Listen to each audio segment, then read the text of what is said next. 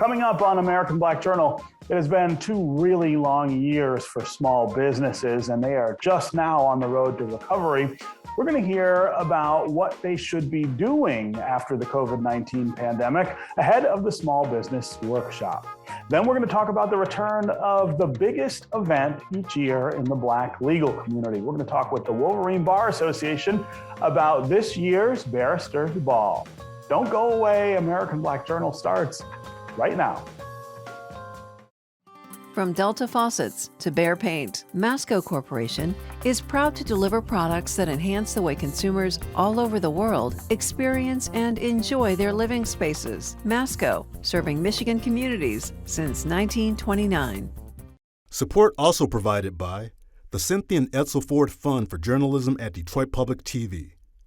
The DTE Foundation proudly supports 50 years of American Black Journal in covering African American history, culture, and politics. The DTE Foundation and American Black Journal partners in presenting African American perspectives about our communities and in our world. Also brought to you by Nissan Foundation and viewers like you. Thank you.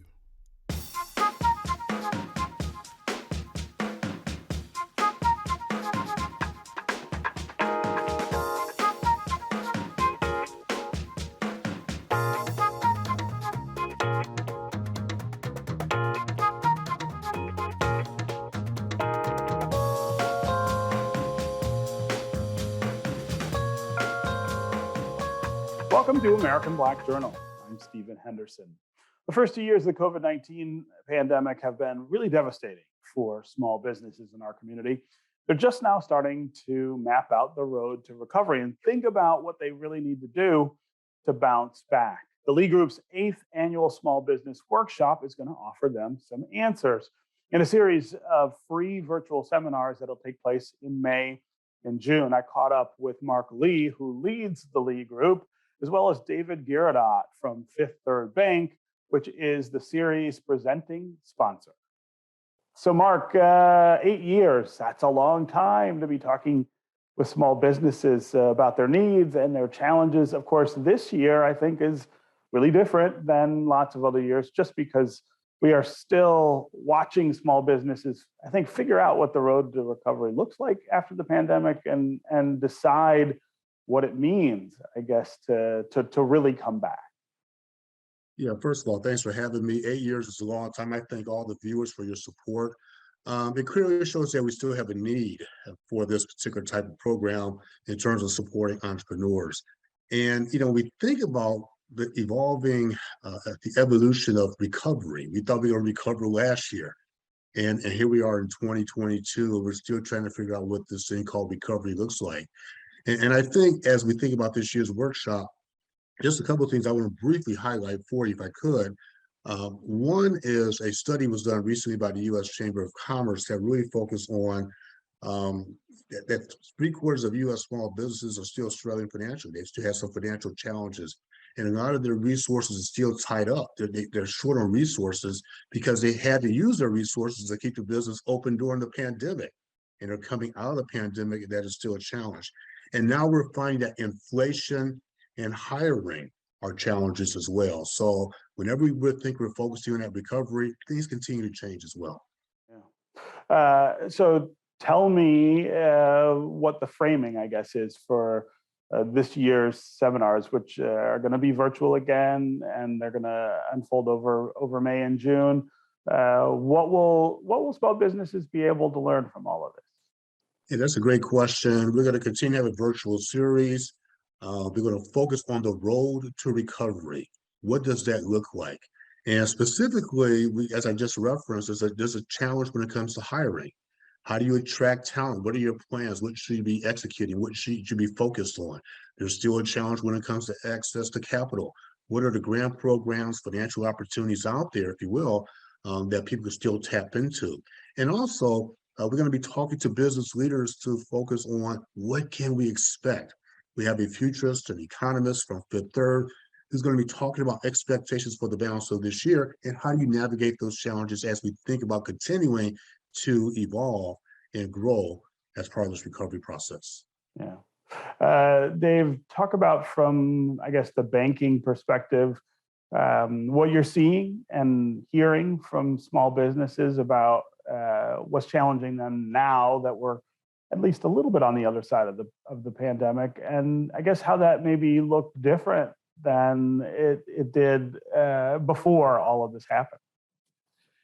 Stephen, thanks. And, one, Fifth Third is really excited to partner with Mark and his organization for the 8th year now in promoting small business. True passion of myself and the organization that we're committed to the marketplace.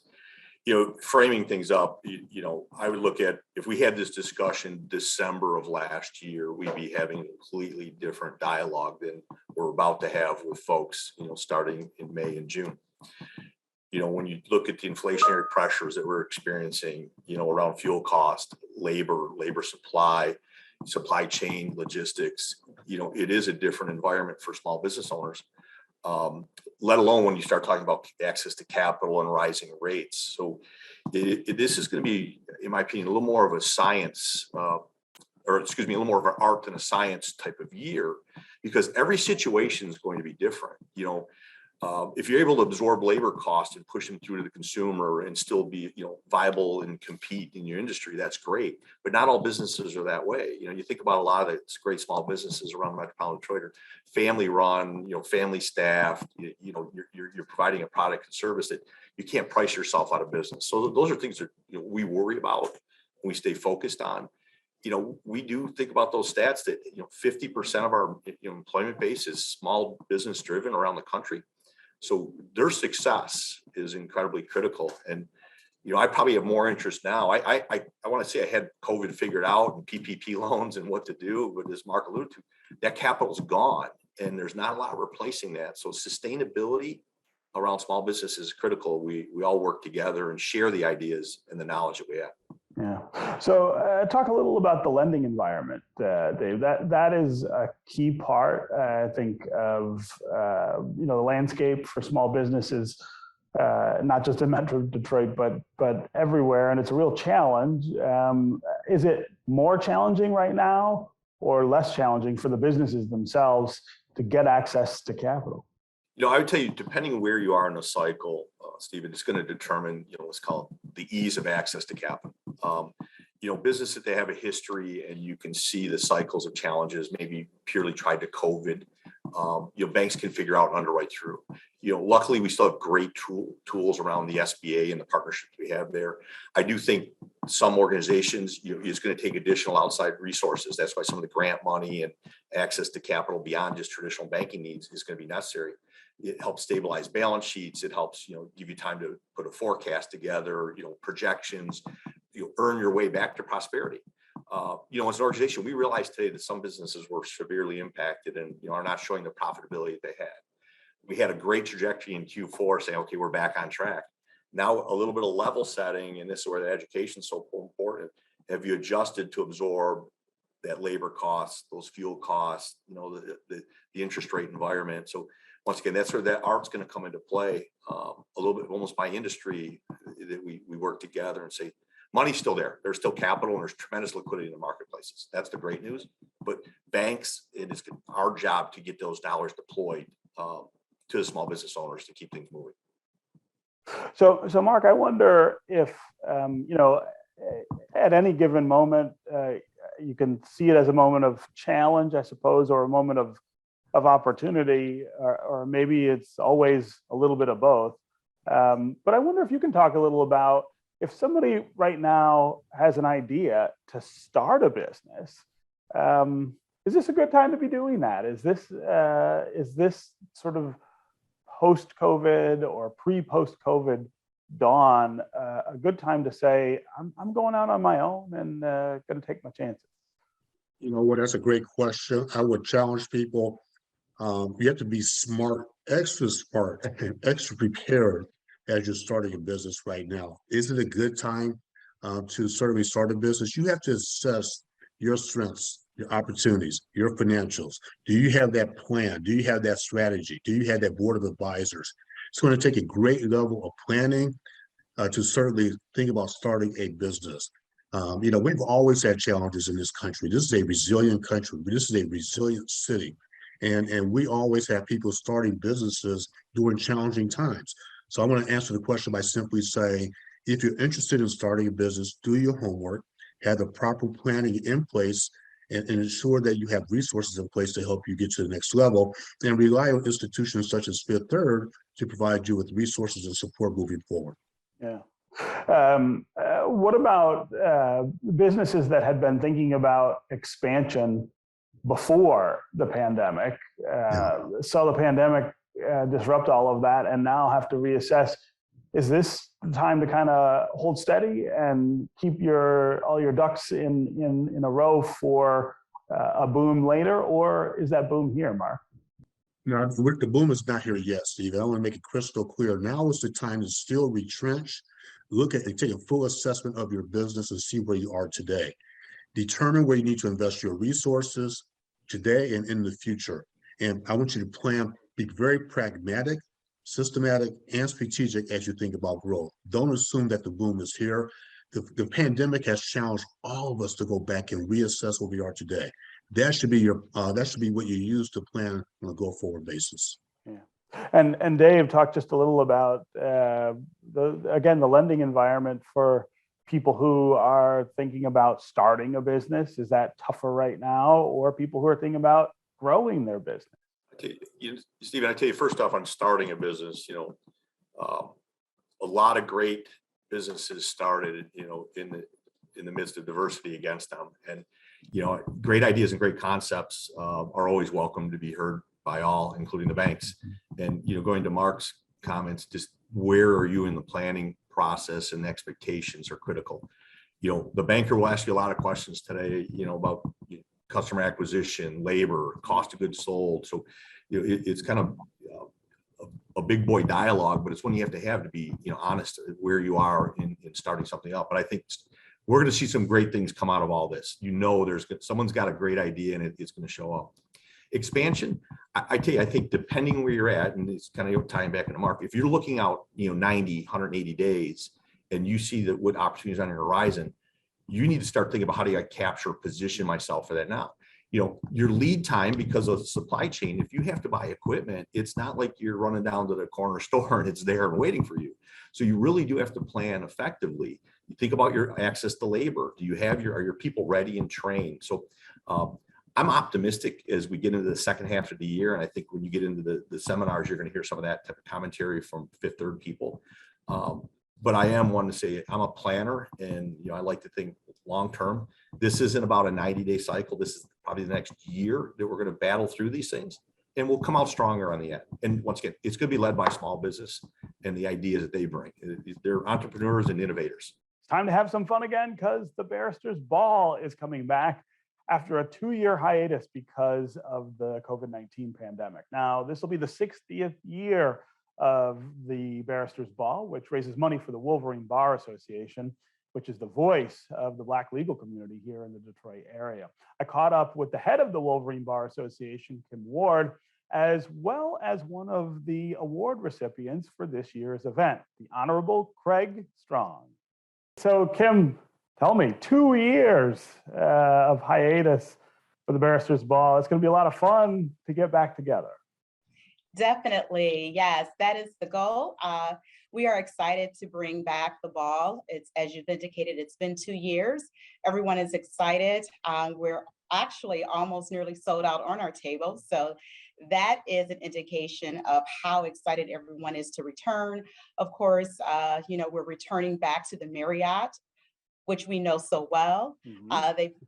The ball has been at the Marriott Detroit Renaissance Center for many, many years.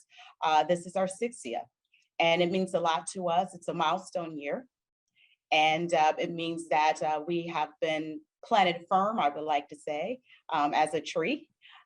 We've grown out. Our branches have extended over many, many years, and this is one of our largest charitable events for the organization, which our foundation puts on every year. So we're looking forward to it as well. Hope to see you. Yeah. Talk a little more about the Wolverine Bar Association and just how critical an institution that is here in the Detroit area. Sure. It's paramount. As I've indicated, just for the ball itself, being its 60th annual. Of course, the organization itself goes back many, many years, as early as 1919, in which we were founded by the Harlan Law Club, which was the original name under the name of one of our U.S. Supreme Court Justice Harlan, who, had made a very bold decision, I would say dissenting opinion in terms of equality rights and segregation. So many, many years later, of course, the organization wanting to expand out, and we're talking about that growth, we wanted to expand out across the entire state. And Michigan being a Wolverine state, of course, the name Wolverine Bar Association was born. And as you've indicated, Stephen, it is very critical. It's very critical for African attorneys, as well as judges, as well as our law students. And the organization was founded for that purpose, to assist with minority attorneys, as well as law students at the time who were looking to get into law school and just needed to have a good networking to be able to communicate, to be able to bounce things off of. And so the organization has grown to be able to create programs. So we're pretty much large. We have, since that time, we can carry probably before COVID overall between 500 to 800 members per year. And so our ball is well attended and supported by the public, and we're continuing to grow in numbers. Even off of the pandemic, as you've just indicated, we can tell that our numbers have increased since the 2-year hiatus. Yeah.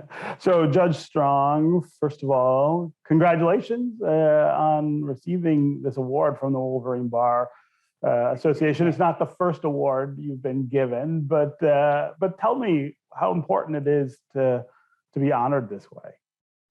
Well, to me, it's important because it's the organization that I love. I believe that I would not have been a judge at the time of my life. When I was 30, I got on the bench as a referee, but it was because of the Wolverine Bar, the fact that the Wolverine Bar allowed me to participate in so many activities and encouraged me and allowed me to expand and grow. Bar associations are very important. Bar associations actually control and shape the legal profession and influences so much, even the appointment of judges. And that's one of the reasons why the Wolverine Bar became in existence, because the white bar association, the good old boys, would not let blacks in. So the blacks at that time determined that they needed to come together and form their own bar association, which they did. And they had their seminars. They helped each other. They got involved in civil rights issues. And they tried to break down the barriers of discrimination and racism in the court system, because back in those days, everything was white. White judges, white jurors, white police, white in court employees, and black folks didn't feel they had a fair chance. So the Wolverine Bar Association basically was formed back in those days to knock down the barriers of racism, which they helped do. When we talk about the Barristers Bar, I look back at the days when the Wolverine Bar hosted a dinner, and it would invite the white judges. And once again, they were trying to break down the barriers in the court system. And that evolved into the Barristers Bar, where it became more of a social event where the lawyers can invite their spouses, they can entertain their clients, and the presidents would invite dignitaries, local and national, people that could help the members of the association and the community. And I happen to have a photograph of the first Barristers Bar. Oh my goodness. Look at I hope that. you can see that. Yeah, it was Fred Persons, the lawyer at the mic, who was the president at the time. And he thought big. He just didn't invite local people. I have a letter here from Robert Kennedy, who was the Attorney General, the brother of President John Kennedy. And he was thanking the Wolverine Bar for inviting him to the event, but he was unable to do so. I also have another letter by him in which he is thanking the Wolverine Bar for endorsing the Honorable Wade McCree for appointment as the United States District Judge for the Eastern District of Michigan. You see, the Wolverine Bar just did not think local, it thought big. And we also have a letter from Justice Hasty. He was the first Black federal judge. He was a judge in the Virgin Islands. And the Wolverine Bar invited him to the Barristers Ball and paid his expenses. Wolverine Bar became the biggest social event around. The guests did not have to pay. They were the guests of the Wolverine Bar lawyers. And it was a place to be. It was featured in the newspapers. Everybody got dressed up. The women were in great gowns. The newspapers covered the event, and people wanted to attend. One of the things that I thought was very important was the role of the president in inviting his or her guests, because these were dignitaries. These were people that could help out, and all the governors would show up. And the governors are the ones that make judicial appointments. So it was very important. As a matter of fact, I remember seeing Governor G. Menon Williams, who appointed the first Black judge. That was Charles Jones back in 1950. He would attend our balls. Governor Milliken, who appointed more Black judges than any governor, would be in attendance. Everyone thought it was that important, and it was, because it helped break down barriers. It helped in stereotypes, and it brought people together then, and it still does now. Yeah, this is one of my things I absolutely love about Judge Strong, is that he's just got such a command of history and remembers all the important things that happened to get us where we are. Go ahead, Kim Ward.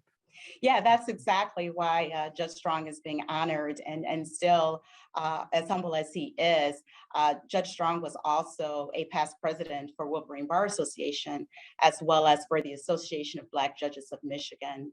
So even in his retirement, he is still giving of himself, of history, of knowledge, as well as networking and mentoring to our students, which is so important, and which is why we have the Barristers Ball. The money that we receive from that event definitely goes towards our law student programs, our pipeline programs. Some of those programs include our judicial externship program, in which we try to place students into our circuit courts and our federal courts to give them the opportunity to work very closely as clerks for judges. We even have our summer clerkship program, in which we provide students with the opportunities to work within law departments, in-house departments, with law firms, giving them that on-hands experience, putting them, right into what a brief is, depositions, giving them that knowledge so that they are best prepared when they do graduate and walk into the legal profession. So we have a huge pipeline. We try to make sure that our students are prepared to pass the bar. We have essay programs to strengthen their writing skills. We provide mock trials. We definitely place them into opportunities to even reach further back to our high school students, as well as our undergraduate students, by preparing them with LSAT preparation exams. And so the foundation is huge in that sense. Also, in terms of our membership, we have a great membership base. Our members have included not only Judge Strong as past president, but also Reginald Turner, who is currently the American Bar Association president, as well as Dennis Archer.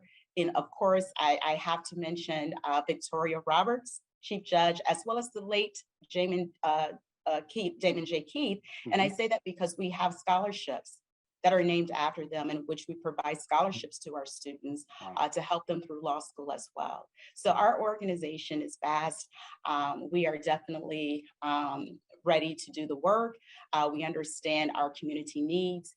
We provide programs in terms of expungements, in terms of legal advocacy, voting rights. So we're on the front line standing for justice as well. And so having Judge Strong here with us to continue to assist on the board. As you know, he wears many hats, as you can tell. He's very philanthropic and of course, fashion forward. Everyone has seen him here in Detroit. Yes. And so definitely, as many hats as he wears, we definitely tip our hats off to him. And so we are definitely happy to have him as one of our honorees amongst the other judges that we're honoring as well. which definitely will include some of our federal and circuit court judges, among Judge Strong. So we're definitely happy to honor Denise Page Hood, as well as Denise Langford Morris, Honorable Leo Bowman. We're definitely happy to, of course, Judge Strong, as I mentioned, and we're also honoring some local individuals that do civic and community work, which includes Shahida Mauzi of Aretha Franklin Theater, formerly Shane Park, as well as our Congresswoman Brenda Lawrence. And we're also honoring Reverend Kenneth J. Flowers for his activism on the legal front. So we have a number of people that we are honoring as well. Yeah. Yeah. All right. Well, again, congratulations, Judge Strong, and congratulations, Kim Ward, for bringing the Barrister's Ball back. Thanks for being here with us, too. Thank you. That's all for us this week. You can find more information about our guests at AmericanBlackJournal.org, and you can always catch up with us on Facebook and on Twitter. Take care of yourselves, and we'll see you next time.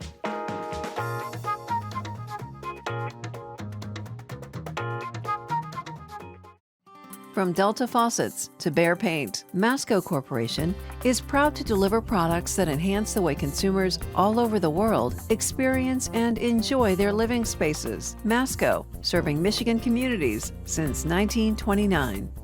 Support also provided by the Cynthia and Edsel Ford Fund for Journalism at Detroit Public TV. The DTE Foundation proudly supports 50 years of American Black Journal in covering African American history, culture, and politics. The DTE Foundation and American Black Journal, partners in presenting African American perspectives about our communities and in our world. Also brought to you by Nissan Foundation and viewers like you. Thank you.